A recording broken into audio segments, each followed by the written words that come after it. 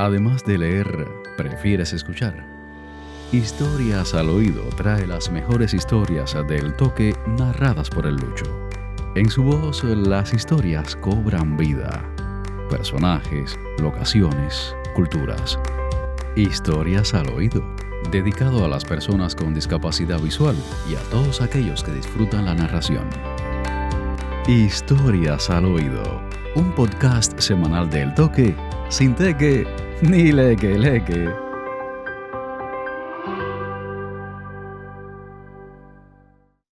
Hola, soy Luis Miguel Cruz, el Lucho, y esto es Historias al Oído, un podcast de calidad donde se narran textos periodísticos de excelencia. De nuestro episodio anterior, El hastío de un país y una ciudad, leo algunos comentarios colgados en eltoque.com. Por ejemplo, Maritza Domenech nos dice: triste realidad la de toda Cuba. Se van los jóvenes, detrás se irán sus hijos y padres. Y esta isla tan maravillosa será un gran cementerio, donde los vivos que lo visitan llorarán la soledad en que se encuentran.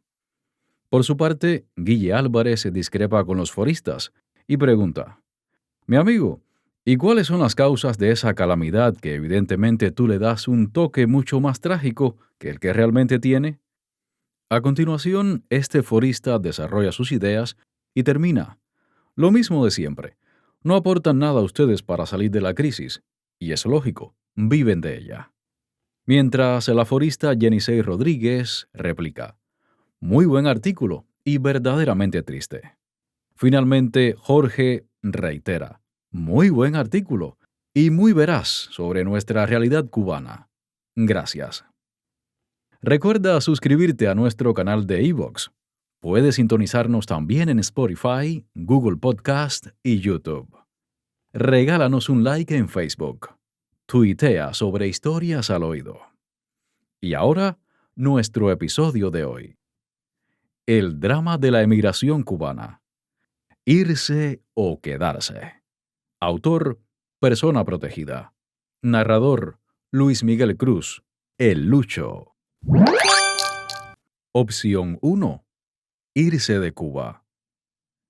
Cabalgar al pelo y pasar 12 horas en carretera, con la cabeza sobre el piso, pegada al vómito de otros migrantes, son los momentos más duros que recuerda Luis Neray de su travesía entre Nicaragua y los Estados Unidos. Fue en enero de 2022 cuando logró salir de Cuba, pero era una posibilidad que había acariciado desde años antes. En su natal Camagüey, los ingresos como guía turístico iban disminuyendo, y la caída fue más dramática con la pandemia de COVID. Trató de llegar a Canadá con un contrato de trabajo, pero sus gestiones no fueron exitosas. Luego de lo sucedido el 11 de julio en Cuba, y de ver lo acontecido después con las personas que salieron a protestar, se hizo más firme mi decisión. Solo era esperar a que la Embajada de Nicaragua abriera su sistema para solicitar la visa. Felizmente, el 22 de noviembre anunciaron el libre visado, y ahí dije: ahora o nunca, cuenta Luis Neray. Con los pasajes comprados, le comentó a un par de amigos de su decisión, pero ninguno contaba con el dinero suficiente para emprender el viaje junto a él. Además, tenía mucho miedo. Finalmente, un primo decidió acompañarlo. Pagó $1,560 por un billete de ida y vuelta en la aerolínea Copa Airlines desde La Habana hasta el aeropuerto de Tocumen, en la ciudad de Panamá.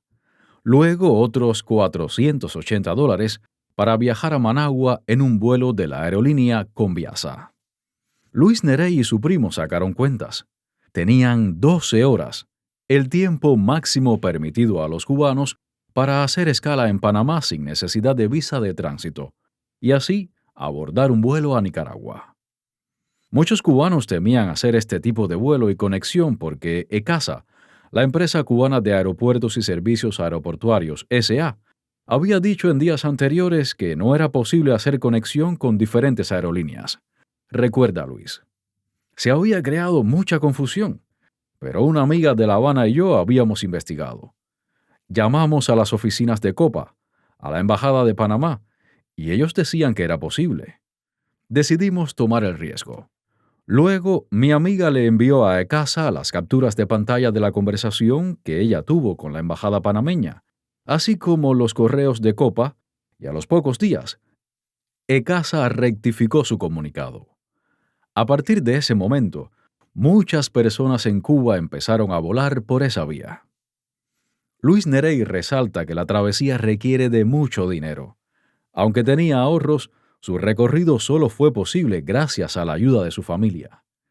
En total fueron $8,500, $2,000 de pasaje, $4,500 para el pago de los coyotes y $1,000 para pagos puntuales como pago a retenes, oficiales y policías de inmigración en Honduras, Guatemala, etc. La comida, refrescos y el agua que quieras extra, o sea, que no estén incluidos en los lugares de alojamiento, son baratos en estos países latinoamericanos. Según cuenta, llevó al menos la mitad del dinero en efectivo en billetes pequeños, pues en los países de Centroamérica aceptan los dólares, pero el cambio es en la moneda local. El cruce de un país a otro es tan rápido que prácticamente no hay tiempo para gastar los pesos nacionales que te dan como vuelto, recuerda Luis Neray. Además, Luis nos cuenta de corrido cada detalle para no olvidarlos. El pago a los coyotes incluyó comida, hospedaje, a veces en pequeños hoteles, pero la mayor parte del tiempo en casas particulares cerca de la frontera, y el transporte, sea a caballo, moto, camión, lancha o avión. No es aconsejable traer encima todo el dinero de la travesía en efectivo. Los pagos los realiza la familia o los amigos desde Estados Unidos por transferencias directas al coyote o a algunos de sus trabajadores a través de Western Union. Comenta. Los coyotes están en constante comunicación con nuestros parientes desde que salimos de Cuba. Aunque algunos cubanos han sido deportados de naciones centroamericanas como Guatemala u Honduras por su situación irregular. Desde estos países las cifras de personas devueltas a la isla son mucho menores comparadas con aquellos apresados en México. Luis Neray cree que la razón se debe a que esos países se cruzan muy rápido y los retenes, oficiales y policías de inmigración en general siempre piden de $10 a $30 por cubano para dejarlo seguir. Al principio teníamos temor de que nos deportara algún oficial de inmigración, pero luego nos dimos cuenta de que muchos están detrás del dinero. El viaje de Luis fue un viaje apresurado. No tuvo tiempo para pensar ni planificar. Las únicas historias que escuchó eran aquellas publicadas en medios de prensa, pero nadie cercano y de confianza le reveló detalles. Lo único y más importante que sabía era que sus amistades habían logrado llegar a Estados Unidos. 20 días duró la travesía de Luis Neray. En el camino hizo fotos y vídeos que apenas compartió con su padre y otros parientes que lo recibieron en los Estados Unidos. Esas memorias las repasa en las noches en que todavía le cuesta creer que llegó a su destino, el sueño americano. Su familia en Cuba ignora los pormenores y también las fotos. Ni siquiera ahora que está a salvo, su abuela soportaría saber los riesgos que corrió. Su madre tampoco. Desde Cuba hasta la frontera de Estados Unidos, tardó apenas 16 días. Algunos migrantes lo hacen en más o menos tiempo, en dependencia de los medios de transporte, la situación de los retenes y la Policía Federal de cada país. También de si los carteles de la droga dan autorización para seguir. Luis Neray asegura que su mayor temor era que Copa o Conviasa cancelaran los vuelos o no le permitieran volar por falta de algún papel. Esto estaba sucediendo frecuentemente y había muchas personas perdiendo su dinero. Muchos en Cuba temían que, una vez llegados a México, los retuvieran bajo el programa Quédate en México, que recién comenzaban a aplicar. Pero nosotros solo le teníamos miedo al «Quédate en Cuba», bromea. De la travesía que duró 20 días, recuerda varios momentos difíciles. El primero fue cruzar de madrugada la frontera entre Nicaragua y Honduras. Fueron como 50 minutos interminables a caballo y sin montura. El dolor en la entrepierna y las llagas al otro día eran insoportables, dice. En Honduras vio a otros cubanos que llegaron a las oficinas de inmigración para solicitar el salvoconducto que les permite transitar por el país y lo hacían con fracturas por haberse caído de los caballos. Incluso una muchacha con el pie enyesado. Otro de los recuerdos imborrables fue viajar 12 horas en la parte trasera de una camioneta a más de 160 kilómetros por hora, con otros 30 compañeros de travesía, tapados todos con una lona, desorientados y oliendo el vómito de sus compañeros de viaje que se marearon en el camino. Para colmo, el chofer se drogaba para no quedarse dormido. El mismo chofer que nos llevó a la casa en Honduras, al día siguiente se mató en un viaje de regreso a Nicaragua. Lamenta. En caso de no llegar, Luis Neray pensaba quedarse a trabajar en algún país centroamericano. Regresar a Cuba nunca fue una opción, solo si lo deportaban.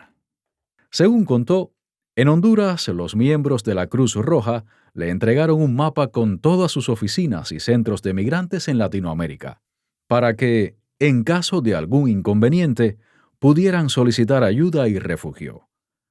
A lo largo de su travesía, en las casas donde se hospedó, coincidió con ciudadanos de Nicaragua, Venezuela, Haití, Rusia, Rumanía y Brasil.